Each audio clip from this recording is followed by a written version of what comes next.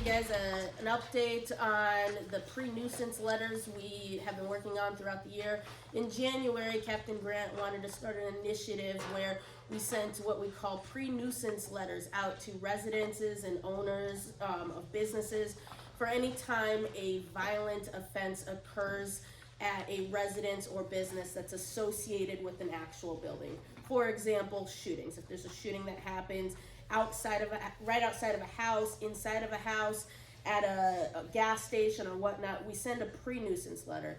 That pre-nuisance letter basically says that if you have another one of these violent type incidents within 1 year, your premises can be considered a nuisance property where you could eventually be billed for police services. The idea is to get those letters out to homeowners or business owners as soon as possible, so that way if there's anything that they can do to make sure that there's no more violent incidents happening at their businesses or houses, they know that. A lot of times these businesses and houses are being rented and the actual owners of the property have no idea. The goal is to make sure that we don't have repeat offenses at locations. Obviously that's going to happen, but that's the main reason is we were seeing in the past repeat violent incidents at locations. So this year, from January 1st to December 1st, I identified 176 properties that involved violent crimes, and those violent crimes include homicides, what we call recklessly endangering safety shootings, and armed robberies. Of those 176, 119 were just your shootings that either somebody was shot or shot at but did not die. 26 were homicides. Of those 176, only 13 of them were repeat offenses, and some of those are going to be your gas stations that have more crime at the location, and we have talked to a lot of them to make sure those crimes don't continue. I can't tell you today if 176 is a lot or not a lot, since this is the first year tracking it. Ask me again in December of 2023. That'll be the first year we'll be able to compare year to year.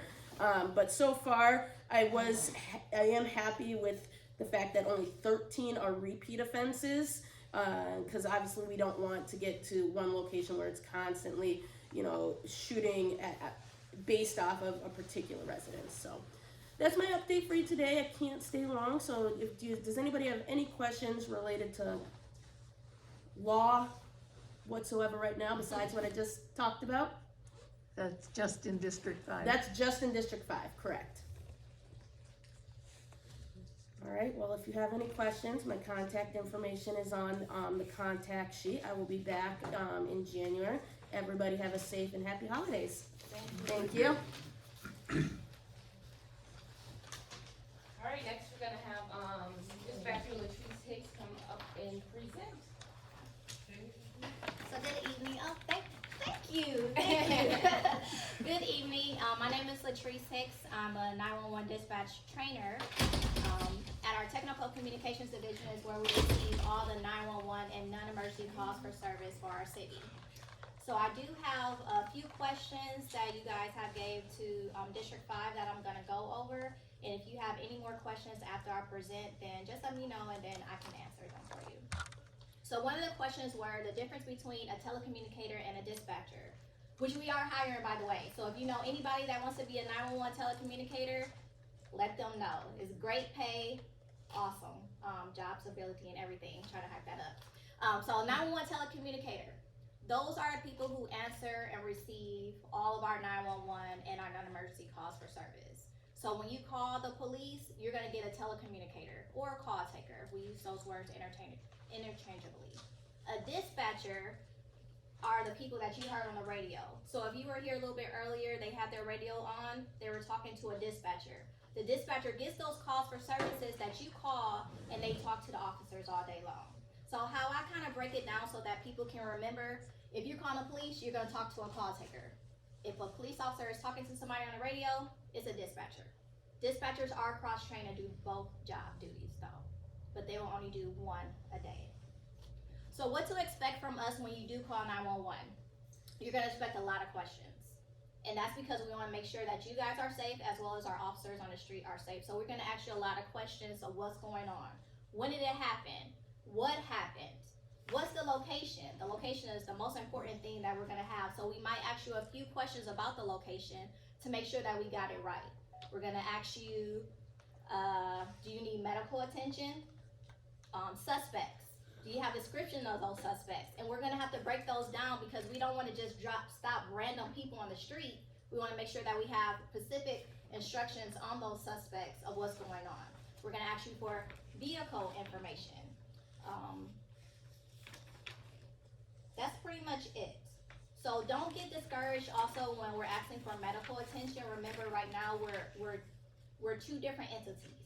We just take calls from Milwaukee Police Department. So if you need fire department, we're gonna transfer you to our sister station that's kind of right next door to us, and you're gonna talk to somebody else regarding the Milwaukee Fire Department. Any questions about that when you do call, what's expected from us? No? Okay. I actually do. Yes.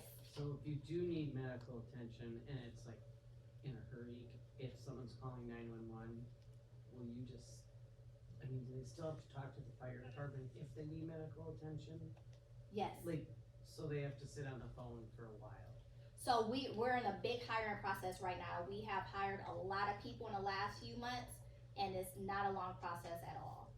So if you need medical attention, we changed our greeting to what is your emergency? If you say you need medical attention, I'm having a heart attack, I'm transferring you to medical right away. I'm not asking you for your location, I'm not asking you what type of heart attack or what's going on. You're talking to MFD right away, and they're gonna start questioning you because medical is very important to us. So it's not a long process. Question, Yes. when you dial 911, does the phone number, the address no longer show up? It does. Good question. So there's a lot of different ups and downs what we have with our system. If you dial 911 from a cell phone, we can get your cell phone provider. We'll get coordinates. So it depends on what tower it drops off on. Our phase 1 is the tower. So you can be here 125 West Hour, but the tower might be all the way on 20th and Capitol or 20th and North Avenue, so it's not really close at all. Our phase 2 coordinates are a little bit closer than what you have, but then it can be like 200 feet northwest from this location. So if you don't give us that address, we still don't have an exact location of where you are. And that's why it's so important that we keep asking. So if you call 911 and you don't give us an address, we do have coordinates that we can send out to, but we might not find you because again, it's not really broken down to where you are. What about landline? Landline is different.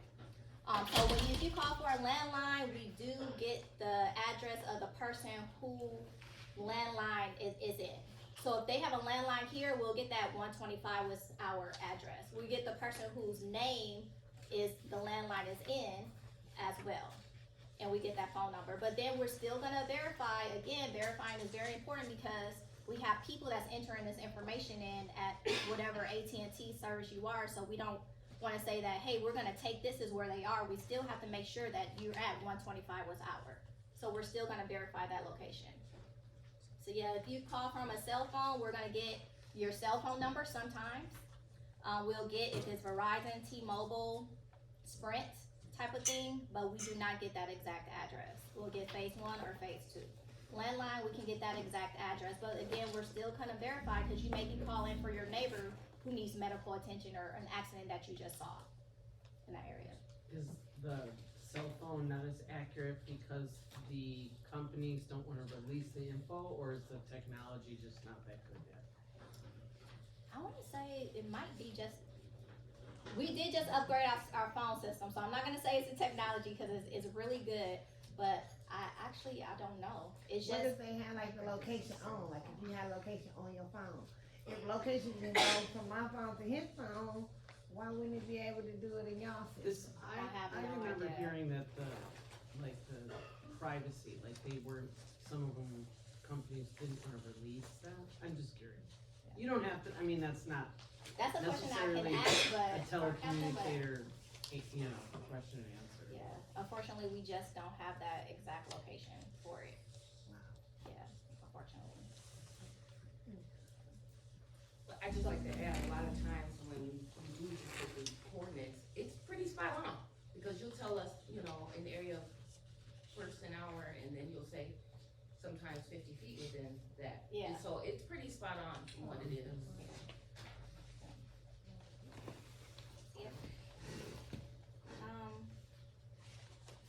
So when to dial 911, some people don't really understand when to dial 911. Like they'll hear shots fired in their neighborhood and they'll dial a 911, the non-emergency line because they're scared to dial 911. If you hear shots fired, most definitely is a reason to dial 911.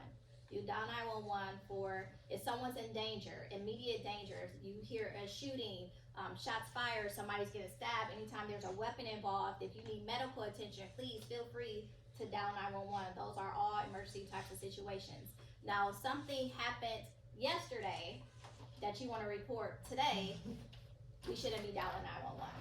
This is when we should be dialing our non-emergency number. And does anybody know what our non-emergency number is for service? 933-4444. Yep, 933-4444 is our non-emergency line for service. If there's a noise nuisance, again, you will dial our non-emergency number. So 911 is for life and limb when there's immediate danger that we need to get out there. If someone needs medical attention, if there's a crime in progress, if someone's getting hurt, big fights in the streets, demonstrations, riots and things like that, you'll dial 911. But if it did not just occur, there's no suspects on scene, then that's when we'll start dialing our non-emergency number. We What's that also number? do have, I'm sorry, What's that number again? it's 933-4444.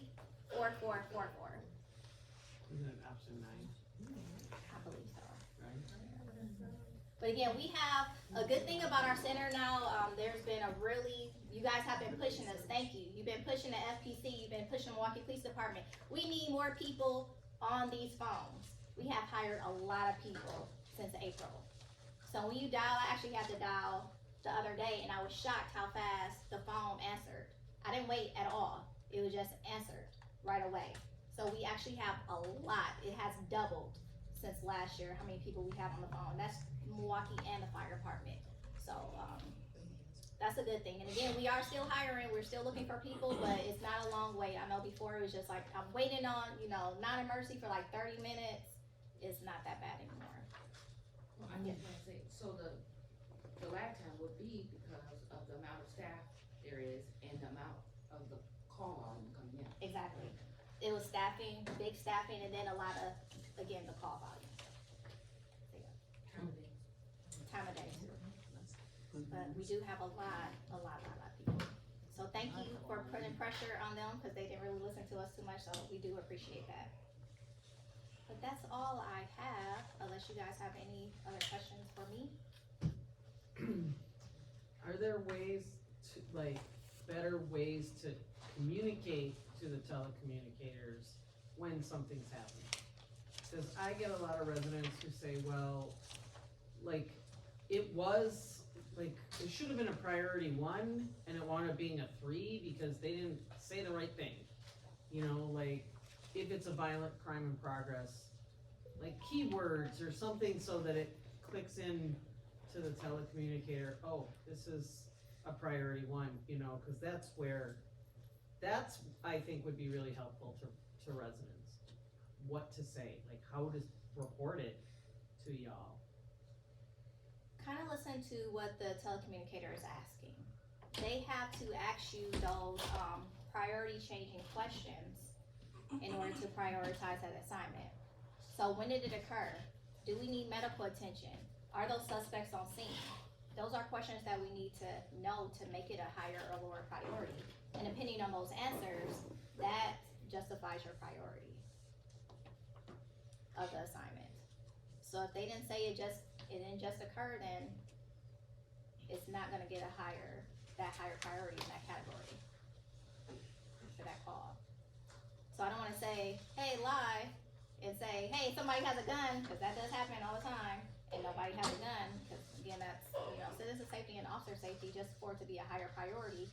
We train them to ask certain questions, and those questions help us determine what priority we're gonna classify it.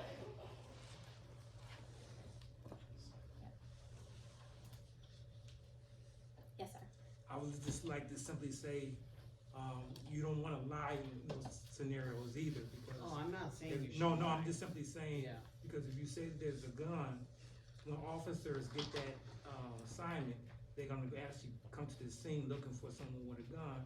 Now, if someone doesn't have one, but maybe they're acting a little aggressive, they may interpret that in a different way because the person lied about the actual, initial complaint.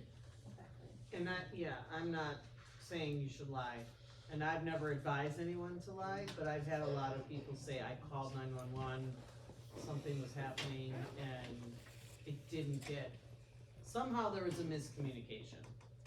So that's, you know, and you know, when people are calling, they're in a panic and they probably are pretty sucky at their communication, is my guess, so. That's very true. I mean, we never know how we're gonna act when we're in that emergency situation. We can be calm right now, but then when we get on the phone and something happens, especially if it's to one of our loved ones, we just totally freak out. And it's our job to make sure that we are down here while the caller is up here to make sure that we bring them down. So they can answer those questions as best as they can possible for us. So yeah, you know, sometimes they don't listen to us. They just, you know, send squads out right now, I need help, and that's understandable, you know, they're not calling us because they're having the best day. This is their worst day of their life and they need police over here right now. So sometimes they might not just listen to us or understand the questions because they are in that panic mode, while we are talking to them. But again, we do ask those priority changing questions and we classify it accordingly. Anybody else have any questions? I do, so when you apply for a telecommunicator, is dispatch a promotion or is that just a separate application to a dispatch? So, good question. So, dispatcher is a promotion, for a telecommunicator. They do make more money than call takers. It's a different process. Right now, they have changed the processes a little bit for a telecommunicator. All you need is, 2 years customer service. No longer need to have a typing test. And then from there, after you've been on the job for like a year, you can get promoted to a dispatcher. How many telecommunicators are working at once on a busy time slot? I can't tell you that. You're not allowed to, No. or you just don't know? I can't, we're not allowed to tell you that information. Why? So it's not public records, and that's just from our chief, we can't give that information out. But there is more than what it was before, I can let you know that. Okay. Yes, ma'am, So when somebody calls 911, it goes to the telecommunicator, yes, and then the telecommunicator gives it to the dispatcher? yes. So we only need 2 pieces of information to get that. So let's just say it's a 911 call, all we need is that location and what happened, we can send it to the dispatcher right away. So it's not really a long lag, like, we're gonna keep asking you a lot of questions. It may sound like it's like 18,000 questions. That's because we wanna make sure that you guys are safe as well as our officers responding. But we only need those 2 pieces of information and we send it over to the dispatcher. And once that dispatcher gets that call, we're gonna update it. So during that time, we can dispatch officers out and we still are receiving updates from that caller, from that telecommunicator, and then to that dispatcher to give to the officers. So our questions are not stopping the squads from responding. Yes, ma'am. So what if somehow we get disconnected? Maybe the situation calls for me to maybe hang up, or I get disconnected maybe through the server or whatever, but somehow I got disconnected. But it's still an emergency. We're gonna call you back. We're gonna call you back a couple of times. And if you don't answer the phone, we can only go by what we have. But we're definitely gonna send a squad out to check it out. Yeah, we're not just gonna leave you hanging. Yeah, cause a lot of times, I mean, we get sent to calls for police, they're titled call for police, somebody's calling, screaming, not saying anything. So they'll send us to that coordinate address to check for, Yeah. all they heard was somebody screaming, that might need help, it's a call for police, so that happens. And it could've came up anonymous or Right. private. They couldn't get to the phone, it might be a domestic situation, we hear some type of disturbance going in the background, we know they need help. That's all we get, but they cannot come on the phone. We may try to call them back and they not answering the phone, okay, call for police, we're going, just to check it out. Just based off the information that we have. curious about how much training a new employee gets before they're on call. So right now, we have our training is 5 weeks of training. After that, you have a minimum of 3 weeks on the job training. So you sit next to an experienced telecommunicator. They're gonna be side by side with you and until you get off. So you have a minimum of 3 weeks. That doesn't necessarily mean you're gonna pass in 3 weeks. If we feel that you're proficient enough, then you can get off, but if not, you can continue on until you are successful as a call taker. And then we document all those steps. Yes, ma'am. I have a question. This came from years ago. I used to hear older people say, the reason why they're not gonna call the police if they see something that's happening across the street or next door. Cause they gonna come to my house before they go over there. And so you got a lot of older people that said, I'm not gonna call. How do they handle that? Tell them you wanna be anonymous. You can absolutely call and not be scared that someone's gonna go to your door. Let us know if we ask for your name, you're like, nope, don't give me my name. I don't want you to call me. Don't give me my phone number. I don't want you to call me back. I don't want a squad to the door. So we're gonna put in the assignment of that call, no squad to the door, the anonymous female called, and that's how we handle it. So yes, we definitely want you guys to call. We protect the privacy of you. If you wanna be anonymous, that's fine. If you want somebody to call you or come to your house, we will do that as well. But you have to let us know that you wanna be anonymous if we have your address. Cause if we have your address, we're going out. Cause there used to be a saying back in the day where people just wouldn't call, cause they're like, all they gonna do is come to my house. Right. That's good to know. Sometimes we have it where they say, don't come to my door, but call me. You can call me, just don't come to the door. You know, people will specify to either don't come at all, don't call me at all, or which way they wanna go about it, and that's totally fine. We respect that. Right. So, If you don't wanna give us your address, give us that 100 block. Right now, we're at 135 West Hour. You can say, I'm on 100 block West Hour. I don't have your address. I can't come to your house. So you don't have to be scared to call because we're only going off the information that you gave us. Or you can say first an hour. So yeah, we really want you guys to call whenever you see something, but we do respect their privacy. Cause I don't want people coming to my house either. I live in District 5 too. So I don't want, if I hear some people out there shooting, I want y'all coming knocking on my door for anything. So. Do you guys have a system, cause a lot of people have cameras and things like that on their house. Do you have a system where a person could send you a videotape of something that is constantly happening in a resident close by you? Do you guys have a capability where a person can send a video? I'm not sure if yes, we do. they have it. We get videos sent all the time from Ring doorbells and whatnot. We'll just say, can you just send it to and we'll give them an email address. Can you send it and it'll upload the video for us. But as far as a live stream, you mean?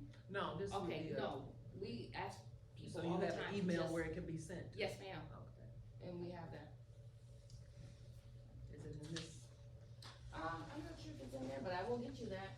But if you ever have somebody come knocking on your door and you got a Ring doorbell, they will say, just send it to this address, email address. Yeah, generally, if you speak to a specific officer, specifically in our unit, like community partnership unit, we'll have you just send it to our actual work email address and then we'll upload it ourselves. You have a community Right, partnership Oh, department? exactly. Yeah, that's, Oh, yeah, you're right. yeah.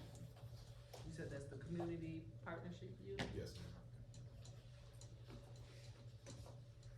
Yeah, the only time we will ask for a video is if you're calling, you're not at home, and you have cameras inside your house, and you see somebody that has broken inside your house. And that's how you know that somebody's broken out, cause you're seeing them you're watching them. Then we'll ask for the video for you to send to us, and then that just goes to our alarm operator. But other than that, we don't do the access to the videos there. I did forget to, bring 911 pamphlets, please forgive me. It just gives you a little bit more in detail about what I talked about, when do you dial 911, some of the information that you, will hear, that we'll ask for, and, some of the information that we will see on our computer screens. I'm going to send that to Officer, Garland, and if he can send it to the next meeting, or if you guys wanna go to District 5 and get it, but I will enter office mail them tomorrow when I get to work. You know that the question she was talking about getting disconnected?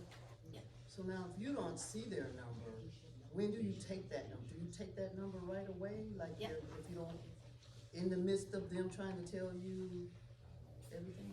Yep, so when you dial 911, we get that Annie, which is an automatic, location information, and Ally automatic number, location. We get that coordinates and we'll get your phone number. So we have that information already in our system. When you dial non-emergency, sometimes we don't get that. We just get a number, and sometimes we don't get it, depending on how you have it with your phone service. So yes, we do have that information. So if you're not able to give us that information, just as long as your phone company doesn't have it blocked at your request, That's my. we can call you back. If it's blocked at your request, we can't call you back. It will just send us that call for police to that area. So, yeah, they don't take your number or anything, they don't have time to write your number down or anything like that. We don't write. I mean, you know what I mean? It will transfer over. It'll transfer over from our phone to our computer screen. So yeah. I mean, I'm talking about if you're not able to get that number, not if you're not, if the, phone service is, blocking the number or something, or you have your number blocked or whatever. Oh, okay, I understand what you're saying. We're gonna ask for it. Even if we do see it on the screen, we're still gonna ask for it, cause you might be using your neighbor's phone number and you wanna be called back at this number. So we're just gonna ask to always verify the information that we have.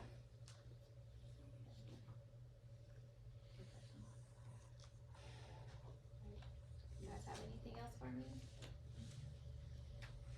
Well, thanks for having me. I appreciate it. And if you guys need us to come out again, just let us know, and they'll have us back again.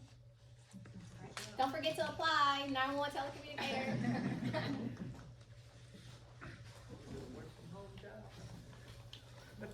We have some police officers too. Okay.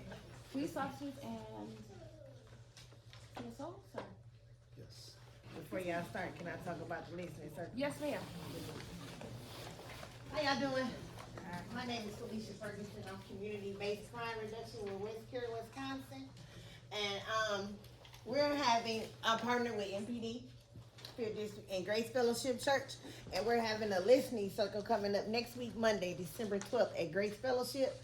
This meeting will be a group of people who, wanna build a rapport with police, come up with some tangible and easy solutions that we can, implement within the neighborhood of Harambe. So if you live in Harambe, near Grace Fellowship Church, come and check us out. This will be one of 3 or 4 meetings, right? Yes. One of 3 or 4 meetings. We gonna have a little food, a little water, a little bakery or something. We gonna we gonna sit around and chat and come up with some ideas about with safety and crime reduction in Harambe. So I brought some flyers and some packet of some other services that West Care provides, and my number and email is on the flyer. What time of day? Tomorrow is at 6 p.m. Ms. Rose. Monday at 6 p.m. How many officers are looking for? I think how many guys are you? Stephen, are you coming? What's that? Are you coming Monday? Yes. Yeah, so maybe like 3. 3 or that. This is gonna sound crazy, but is 5th District on Locust or is it on Fond du Lac? Locust. Locust, okay. Yeah. So, I live around the corner from 27th and Hour, okay? It's busy over there. I keep my alderman on the phone. It's this one store right on the corner right there. And, I don't know if the owner of the store is involved or not. The alderman says he can't. And he says that they say they're discriminating against him because I guess they must have took his liquor license. And now he said they're trying to go after his food license. But in that area over there, it's just busy from 27th, 28th, all the way up to about 23rd, 24th Street, shootings, robberies, all kind of stuff. And it seems like nothing's being, well, in my opinion, it doesn't seem like anything's being done. Because I've talked to the alderman, they was like, they even told me call 4, call 6, call 12. I called all of TV. Nobody seemed like they was interested in it. And it seems like every couple of months, somebody's getting shot and killed over there. It's bad over there. And I found out because they was doing some construction on our street, so it kind of forced you to go down that way. And it's real, I don't know if you guys are aware of what's going on, but it's really bad over there. Now, it looks like they might have moved up a little bit from the store to about 26 where that church is at, kind of along that block. I was dropping my grandson off at 8 o'clock in the morning. They was out there 8 o'clock in the morning blocking. They didn't even care. Standing in the street smoking it, they didn't care. And I'm thinking to myself, how stupid of you. I could be a rival gang member, come and just, you know, just unload on y'all. It's just like, what? It's just crazy over there. And so I don't know, you know, if you guys know or have any plans of what's going on over there. Because when I see the police come by, sometimes I try to flag them. Hey, y'all go over there right now. Y'all can get them right now. Y'all go over there right now. They just drive by me. Don't even stop to see what I want. When you And I say think get them, get who? The guys around the corner, 27th an hour, Doing what? drug dealing and smoking weed and stuff. Right, so when we get there, I mean, they say, okay, there they are, but are they actively in the act of doing Yeah. drugs? 24/7 if you ask me. I mean, if I ride by and I see it all the time. Yeah, but you're not in the marked police car. You know what I'm saying? Like, But I think it's I common get what sense. you're saying. Y'all ain't yeah. got no low boy rolls no more like in my day coming up. Like jump out boys and low boy boys. You know, they be undercover cars and you know they just be patrolling And the they neighborhood. would We jump call out them, and get call them you. jump out boys back in the day. Yeah, But we can talk about that a little bit. Okay. So even, no, I can't make it quick. Okay. So with that area over there, it is unique because you got the store and then you also got apartments attached to the store. Right. So like even our unit, we do a lot of investigations where we'll go out there and we'll look into the store licenses and we see if they're participating in a lot of that activity by letting a lot of those individuals come in the store and hang out. Then we'll start going after their license. We'll get the alderman involved. We'll even get the health department, the Department of Neighborhood Services. So a lot of times that you see those stores closed down, it's because we got involved when we went after their license or the health department coming in there closing on their food license. Now the other issues about a lot of times a lot of people used to live there and they used to hang out those vacant properties there, especially on 26 an hour. There's a vacant property there. They used to shoot, they'll shoot dice in the alleyway. I used to be a bicycle officer. And I was one of those jump out boys, so we used to go over there and we'll talk to them. Things are a little different now. When it comes to conducting those field interviews and stopping people, we have to have reasonable doubt proof to stop someone nowadays. Things are a little different. The approaches we used to use in the past, we can't do it anymore in the future. And that's something our chief implemented. So if there is something coming up, not saying we're not gonna do anything, but we want you to keep calling it in, giving us the descriptions, because by the time they come over there, they used to have lookouts. We'll come over there and they'll be whistling, communicating with each other, and then they're gone by the time we get there. So a lot of times we do patrol that area and we try to go over there and stop them, but a lot of times they're either gonna be in and out of the store, they'll go through the alleyways, they'll hang out at the vacant properties. And like you said, it seems like we're not doing nothing, but there's 9 times out of 10, it is probably an investigation going on that's long term, and we try to go after the key players. Well, I know the two on Burleigh seem like the ones that were across the street from on Burleigh, right across from it. Look like both those stores are closed now. Yes. At least one of them. Both of And that them. was because of something like that, right? What Right. he's talking about, Yes. The So phone store's still open though. The phone store is, yeah. It's the same situation in Port Sunlight Way. I mean, you guys know what's going on and it's just, to me, ridiculous why it can't stop. I don't understand it, you know, it goes on almost every day and nothing gets done. So it's like giving a freeway to just do what you wanna do. So you guys are to serve and protect. I mean, these guys just hang out and do what they do and nothing happens. And so, I mean, the whole entire summer, there's gambling, there's shooting at the hot spot, people laying in front of the door shot, someone's dead over there. I mean, I just don't understand, you know, what and why something can't be done, period. You know, I had a conversation with Norman and I wasn't very pleased with his answer, but there doesn't seem to be any answers for the Black community. it is sad a lot of that does happen. A lot of it Probably does got have a lot to more do with, sophisticated back then when we was coming up. So. a lot of times people get arrested, and not saying that's always the answer, but sometimes it does have to happen. A lot of times when they do get arrested, they might be released the next couple days and they're right back on the street doing the same thing over and over again, unfortunately. Well, I think then we have alderpersons, we have assembly people. Yes. You know, there's gotta be something that they can do for the laws and ordinances are concerned to help make it stop. I mean, how long does it have to go on before it stops? I mean, I'm ex-Navy. I mean, you know, in the military, the military police protected the base. I mean, I don't understand why civilian police can't protect our neighborhoods. It doesn't make sense to me. Right, I mean, I served it overseas in an island off in the middle of the Indian Ocean, and I come back here and we can't get service in our community. That's just totally ridiculous to me, but yet and still you wanna say thank you for your service. Well, it's thankless to have to live in these conditions, and our kids and our children, our elders are living in harm's way, and nobody has any answers. That's the major concern. Nobody has any answers. Well, I think that you guys are doing a good job. Personally, myself, I know you guys are overwhelmed, overstressed. I think some of my frustration comes that you don't hear the aldermen speaking out. You know, even if it's just to look, come together as a group on TV and say, we tired of this, you don't hear any of the aldermen speaking up. I know ours don't. I live in the second district, and you'll come knock on your door for that vote, but other than that, he'll send you a pamphlet out, but other than that, you can call his office, and I was like, let me speak to the dude, just let me speak to him. Now the lady that helps him, she's pretty good, If somebody ain't cutting their grass or snow or stuff like that, she'll get them over there, but sometimes you wanna speak to the dude, hear what I'm saying. I want you to hear my frustration in my voice.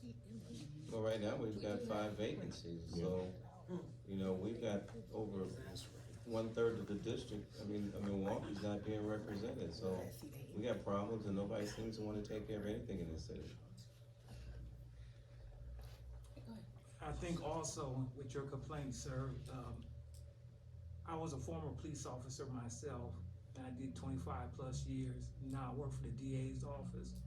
But with the complication of all the things that I've seen in the past and what I'm dealing with now, it's gotta be a collaborative effort on a lot of people's part. It's gotta be neighbors, it's gotta be the alderman, it gotta be the mayor. It can't just be one entity, because just like you said, you can arrest somebody, they can be released in 2 more days. So you gotta watch who we putting in office and make sure that they're doing what we want. That's sufficient, because if that doesn't happen, that's where a lot of that stuff starts with. If we don't get people in power that hear us, then we need to get them out. But everybody needs to come to the table, because it's not just one entity's problem. It's a collaborative effort that's gotta be made. I agree with that. I mean, we're out there. I mean, we have the whole of District 5. There's investigations, undercover investigations those take time. There are proactive squads out there. There's patrolmen out there, responding to calls for service. There's community officers out there. We have it all. We're out there. And I agree with what you said, it is a collaborative. I mean, we've got, DRS in our area, and we have the police department. They've got a satellite office there. We've got neighbors who's trying to flag down police and flag them down. They say, well, that's not what we're here for. I'm not sure if that does happen, cause. Well, my neighbors can. It happens. I just told you that. I just told you a few minutes ago. It happens. Now, I don't know if they're on their way to something else and that's why they can't do it. That's usually. But we don't know that, but it gets frustrating, because I can tell you right So if an now. officer is ever flagged down on the way to something else, hopefully, nothing life-threatening, they still should be saying, I just was flagged down on First and Hour by a lady who says X, Y, and Z. That they're still notifying someone. They still may say, put the call in, but I'll let them know that you're here. Well, I think it's gotten to the point where, unfortunately, people just don't trust the police. They're all the persons and no one else in this city. So it's about relationship building, and relationships aren't being built when we're being told that, basically, yeah, we're just gonna ride by and nothing's gonna happen. So the community has lost confidence in every aspect of Milwaukee, and the school system, the child protective services, everything that you look at in this community has failed. Well, that's kind of where a person like myself come in, but unfortunately, and I'm working on it, I want to make this program citywide. Unfortunately, my grant only allows me to do the work that I do in Harambe for right now. Well, That's Felicia, why you know me, in Garden Home, so, I know. I know. you know. I know so, you very well. You know, that's what I'm Miss saying, you know, Harambe is getting resources, how big is Harambe, what area does it cover? Do Well- we have access, does it make sense for people like myself to even come to that meeting? Well, I serve from 7th and North Avenue to Houghton and North Avenue and everything all the way across to Capitol. With 5th District being my partner, I've been talking to my grantors to make my services, which is encouraging City of Milwaukee drivers to slow down. I give out gun locks. We have a pantry that serves citywide residents, no ID required. We have an infographic with some of the information the MPD gives. To make sure that the public has access, or people in Harambe for right now have access to all the statistics of the things that's going on in the 5th District. But I'm working on that. I'm working it to make it throughout the whole 5th District. I just have to get permission to do so. So for now, we want to hear your issues and concerns, just like you're voicing them here, and come up with a community-based crime reduction program that's going to help us take our streets and our neighborhoods back. That's the meaning of this meeting. These solutions should be empty, should be easy, and community-based. It'll be based on what you guys want to be seen done in Harambe, and not the officers, not the other agencies, because we can't just keep on saying what you gonna do, what you gonna do. We have to come up with something what we can do, because it's our community, it's our streets, they're our children, they're our families. What's that group of young men that kind of patrol the neighborhoods in New York? I'm kind of losing my train of thought what they were called. The Cure Violence? No, they in New York. They wore the red. The Guardian Angel. Guardian Angel. How does the Milwaukee Police Department aldermen feel like if we organize something like that here in Milwaukee, where we could patrol our neighborhoods like that? What the Alderman feel, you said? Or the police department where we got a bunch of men and we patrol our neighborhoods and like that, because you can still do citizens arrest, right? Can you do that here? I don't know if you wanna do that. But that's I what know I'm I saying. Well, we said come up with ideas. Yeah, well, I mean, and that's what we're looking for. If I we throw mean, them out, we throw them out, but some, because these cats is bold and brazen out here. I mean, what you see on the news ain't nothing if you got a Ring doorbell. If you got a Ring doorbell, what you see on the news ain't nothing.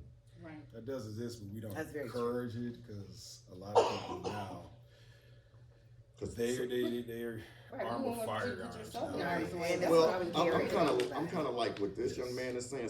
They got to know we ain't playing no more. Exactly. And see, they know what they know how far you guys can go. You know, and ever since they did to fill up the bud and stuff, now y'all got to be real careful how y'all approach people and stuff. And see, they not stupid criminals. They might be doing stupid stuff, but a lot of them ain't stupid. And so somebody got to let them know we ain't playing. And sometimes that means that some of us got to give our life up to let them know, hey, this ain't going down. Y'all not coming over here with that stuff. I got my grandbabies and stuff. They be scared gunshots going off and stuff like that. And y'all can't be everywhere at every time, because it's wild out here. And I agree with everything you were saying. Something else has to be done. Some changes have to be made. But we can't do it alone. We don't have the perfect answer for everyone. I really wish we did, but we don't have the perfect answer. Because there's only a few of us with short staff. We got that, It's not an that white excuse, them, they know. but things are It ain't going different. down over It's, Yeah, I totally feel your frustration. I live in the Yes. city of Milwaukee as well, and I take Capitol Drive to work every day, and I'm like, what is happening? Everybody, I you mean, hear me? 12, Everybody is 13, speeding. 14-year-old kids. I don't at care. night It don't matter, still young, old, 25 deep middle in the age. car. Everybody's speeding.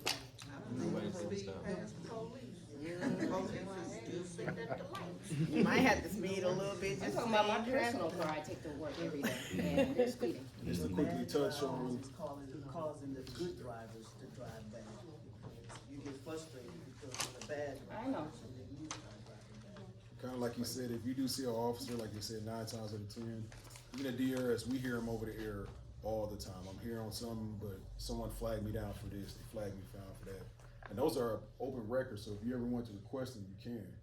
But they do actually go out with those calls. They're like, hey, I'm going to a priority 1 call, but someone flagged me down, saying they're having a trouble with subject or something.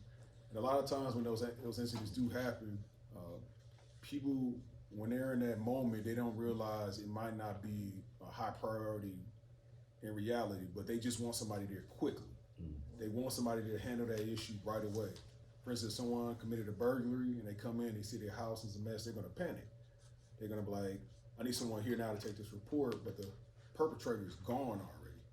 So we have a shooting that's gonna take up probably 75% of our manpower, and we cannot dispense those officers from the shooting.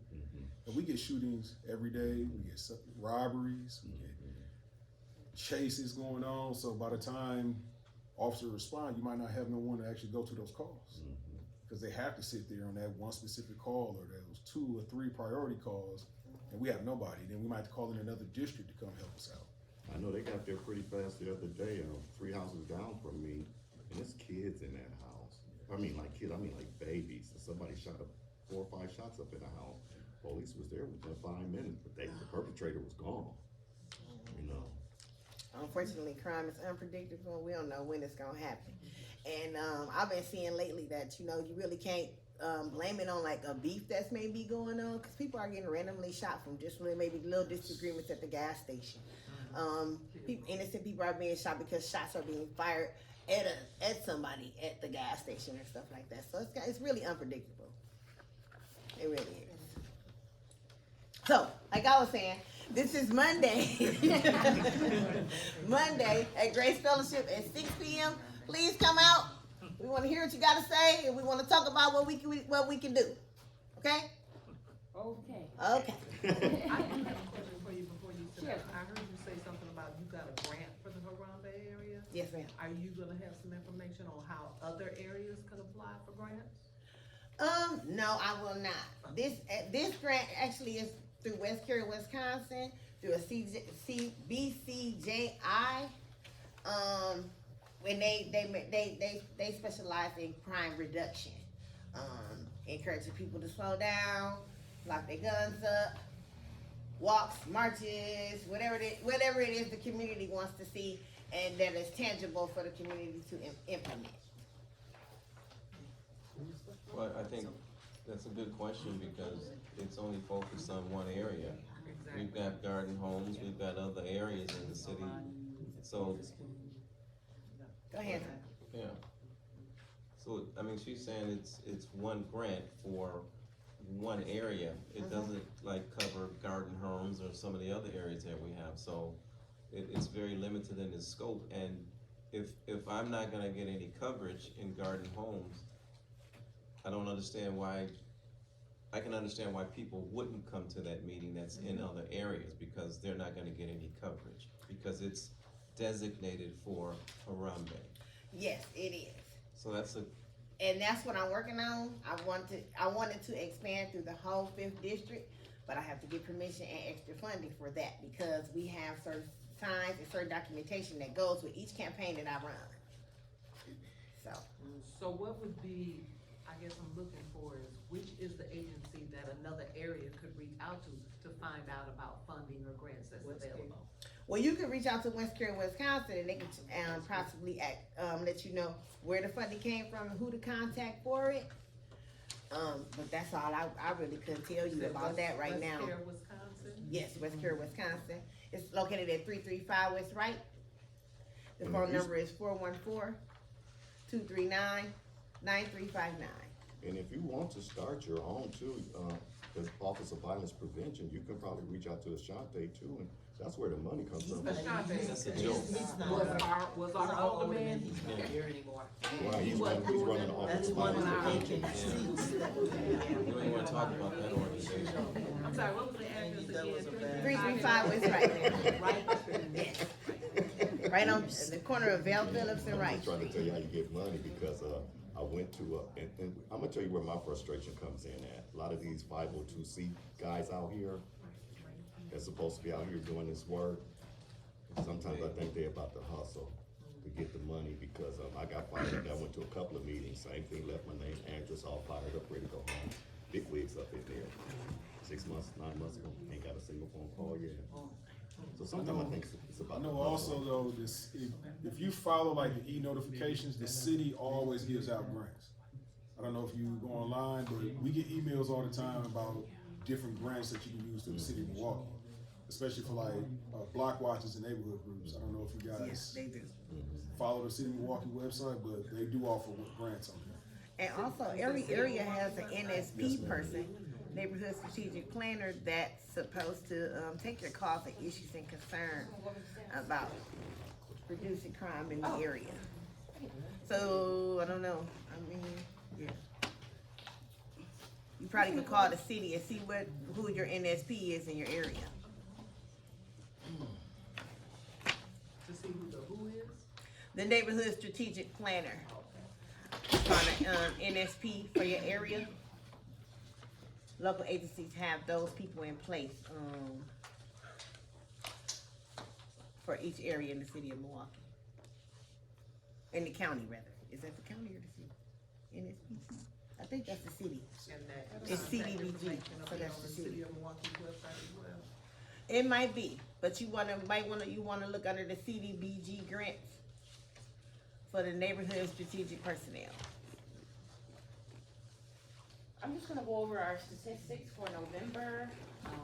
This information is on the second page of this handout here. And I promise you, we're gonna do better with these handouts. They're gonna be in color, and they're gonna be like, legends. Yeah, so then, this is what this, is on the paper. So, as of November 30th, this, information, it says that homicides are down by 13%. Because in 2020, we had 48, 2021, we had 46, and this year, or as of November 30th, we preface that, it's at 40, so then that's 13% decrease. Rape, we're up 5%, from 2021, there were 74, right now, or as of November 30th, we're at 78, so that's the 5% difference. Robbery, we're at 283, that's a decrease of 9%. Aggravated assaults, 1394. And in, 2021 is 1399. Burglaries were down by 2% because in, 2021 there was 314 and shouldn't even be touching it.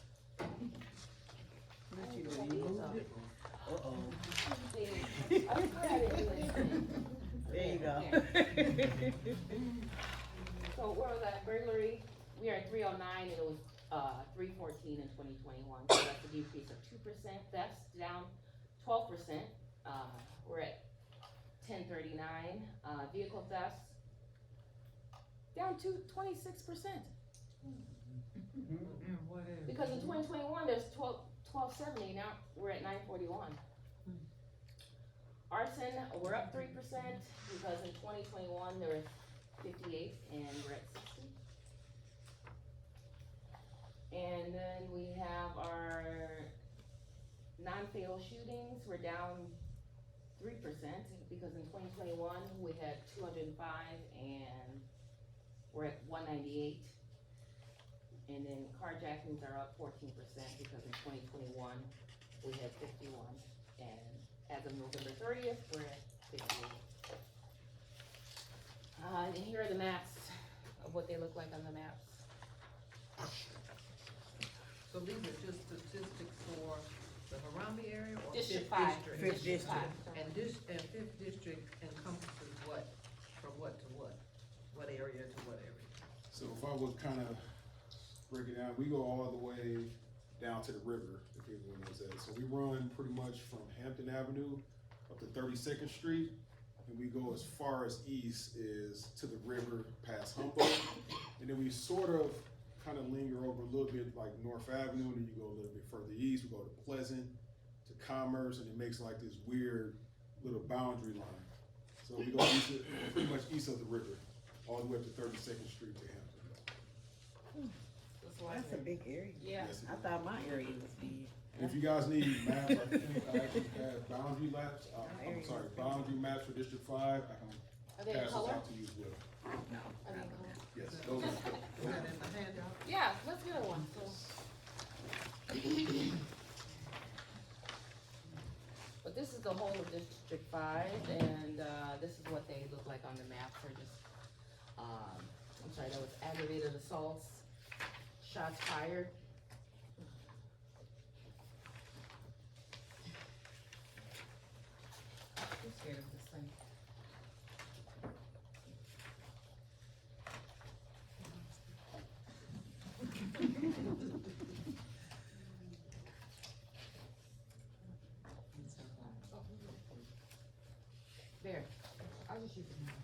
Yeah. Burglaries. Burglaries. And traffic stops. We had a total of 284 traffic stops in District 5, between November 1st and November 30th. So we're out there doing that proactive stuff. Do you have Any questions regarding the, do you have any statistics in terms of the traffic stops, you know, if anything happened, prosecuted or not prosecuted, or? numbers as far as how many citations were issued, Yeah. if somebody was arrested from that traffic stop? No. Okay. If that's something you like, I can Well, work on getting that next one. yeah, it makes sense, Okay. you know, to know what's going on. Yeah, we can have a slide with that.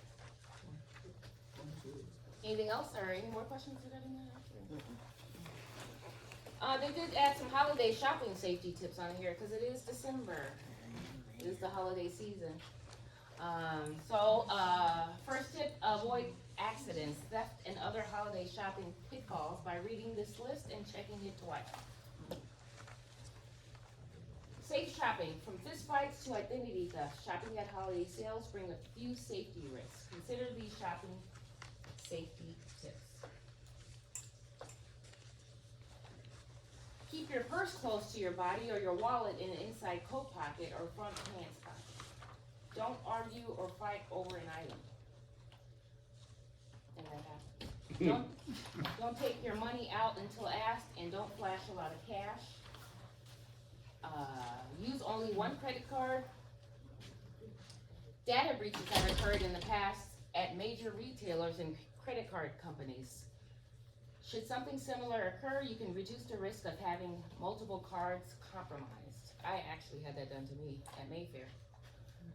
It's hell, but my bank was pretty good about it and save your receipts and monitor your credit card activity by reviewing your bill immediately or periodically checking the online app. That's something that I always do, is keep my receipt, because I'm good to return something. Ask for help moving and loading large items if needed. If shopping with children, select a central location to meet in case you're separated. Teach your kids how to ask a security guard or employee for help if they're lost.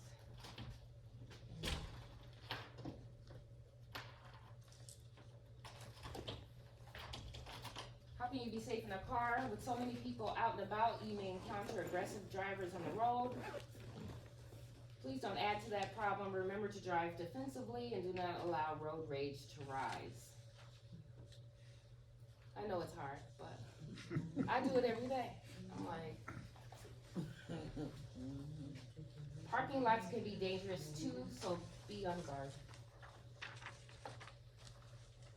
Be patient when looking for a parking space. Don't speed up to catch that empty or soon to be empty spot, and be cautious of other drivers who do. Park your vehicle in a well-lit area if you can. Don't leave anything valuable in your car. And you'd be surprised as many people do. Lock your vehicle. Make a mental note of where you parked. Have your keys in hand when walking back to your vehicle. Look around and under your vehicle before approaching it. Store shopping bags out of plain sight in your trunk if possible. And then look for other cars or people and back out slowly. These are all, I mean, I'm sure you guys all know this, but how to stay safe. You still need to be on the lookout for holiday scams and identity theft. When shopping online, stick to retailers you know and preferably have shopped with before. I tell my mother this all the time because she's always on Instagram, like, I want this, I want that. Well, where are you getting this from? You just can't go to any website and put your credit card number on there and get it. You gotta get some trusted. And she's 75. Research a business you haven't purchased from before by checking customer reviews or complaints with the Better Business Bureau. And that's what I tell her all the time. Check the reviews. Check the reviews. Never commit to a deal that seems too good to be true. Avoid using a debit card since dispute reimbursements may be less than credit cards. Refrain from using public Wi-Fi to make purchases or use a VPN to avoid hackers intercepting your information. You know they can do that. Yes, they can. Check a web page security by looking for the lock icon on the URL field and making sure the URL starts with HTTPS, not just HTTP. The S means the site is safer and more secure. I didn't know that. Yeah, you gotta be really careful too, because if you look at a lot of those websites, you can kind of see some of those cues if it's fake. Yeah. Usually it'd be like letters that are off and numbers, because they'll make a site that's identical to the authentic site, and now they got your information. It's called phishing. Yep, phishing is a big thing this year. It's been going on for years, but it's something a lot of people are not really hip to. So I said be very careful and always look for that secure icon lock on the web browser if you look for it. So, and again, using credit cards instead of debit cards is critical when you come to shopping. Yeah, they're high interest though. I mean, even with I feel like the credit card is going to alert faster. I feel like before they draw out all your savings or your checkings, the credit card would be an alert that you've made 5 transactions in this time frame. Is this you? Because I have Discover, and Discover will say, is this you? And to click yes or no. But before, because my incident at Mayfair, they took everything out of my checking account. So that would be a good reason not to use a debit card. And it's easier to get reimbursed with your actual credit. I know that sounds a little crazy because that's your credit, and it might affect your credit score. But like again, if they're gonna take all your hard-earned money from your checking and savings, I'd rather be my credit card than my actual cash in my checking account. Amen to that. Well, I have something set up with my bank. I have a debit card. I'm alerted anytime a transaction takes place over $100. Exactly. So I can stop at any. I get an immediate alert. And that is true. I have the same thing. So there's some purchase I'm making. If it's over, it will not be approved. It will not go through until I actually call the bank and say, yes, that was me. And then they'll push through the actual transaction. But you have to set that up. Yes, you do have to It's set not that up. automatic. That is Even not when you automatic. go out of town, I went out of town and did not let them know I was gonna be out of town, and I could not shop, I couldn't do nothing. Well, luckily I was able to call the 800 number and prove who I was, and they released it. So it's not something that comes automatic with your debit or credit. You have to contact the person, the financial institution, and set that up. It's all absolutely true. Thank you.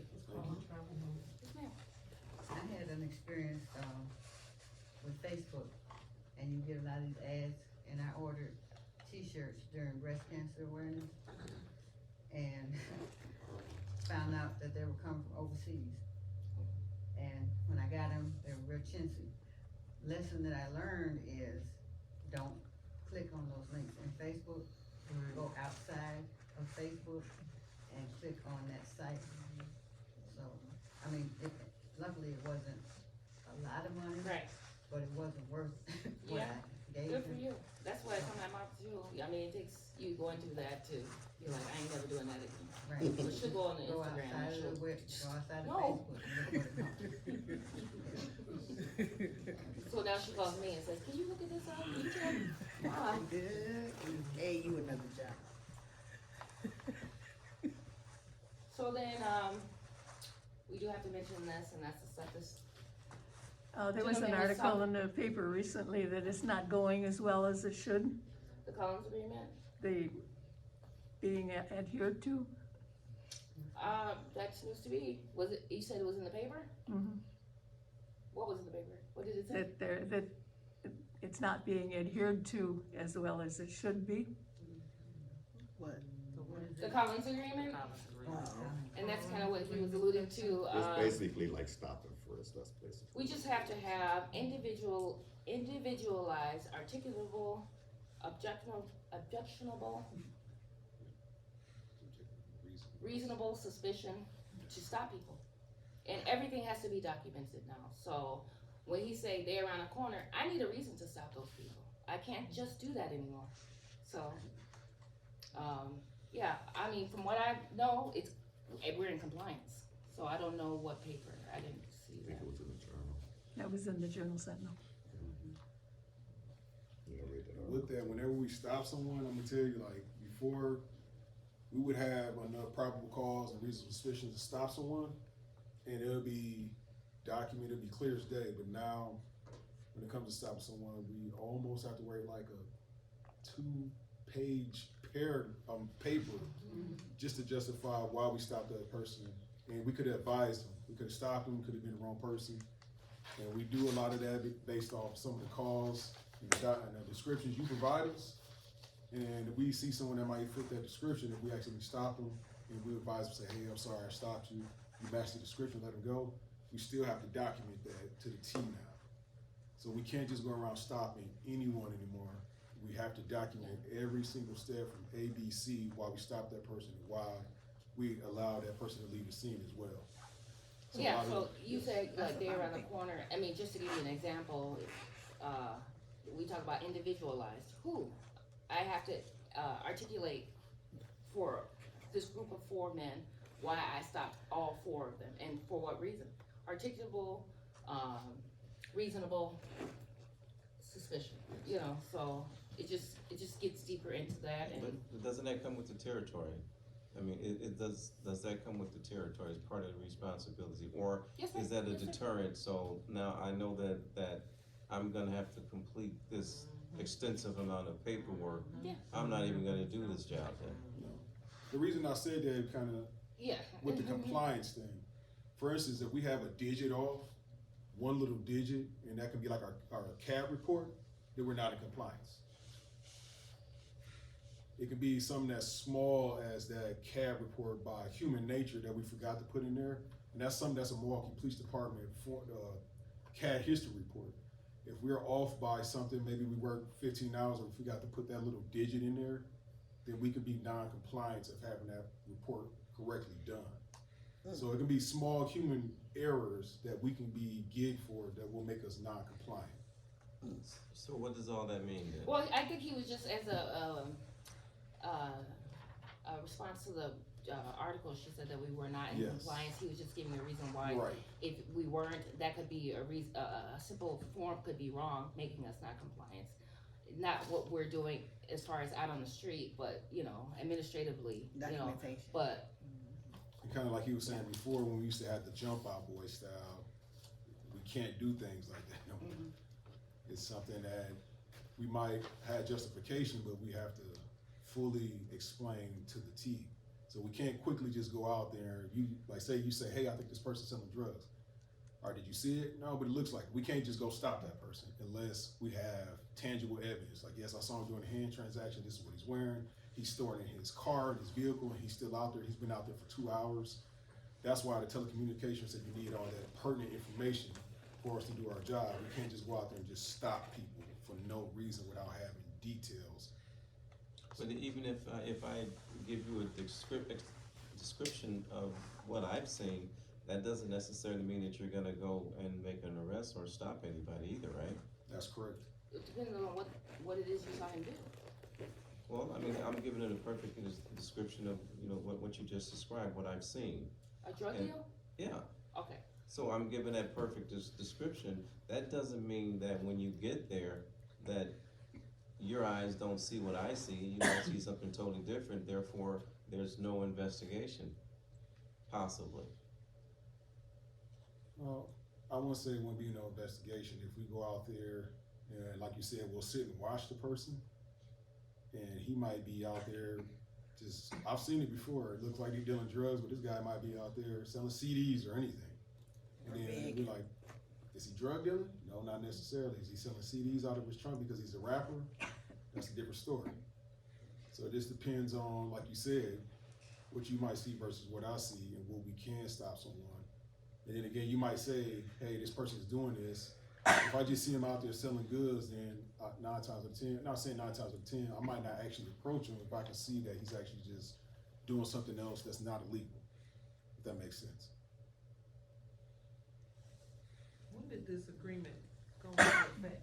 Has this always been around? This is the first time hearing it. Collins agreement? Yeah. You talking about the Collins agreement? In the last 4 or 5 years, it came about when a lot of people were being stopped and hurt and being raped and a few other things. Collins and Green. I have church at 7:00, so sorry. Okay. Good night. Well, that's just that, and just some references here, and then we're conclusion. We don't have a location, yet for next month's, crime and safety meeting, which is on January 4th. Or either. But we'll get that out to you once we have it. Any questions? I'll come and speak. I think it's like 2011 it goes back, but I don't think they settled until about 2018, 2019. But I think Anybody have any questions or wanna say anything?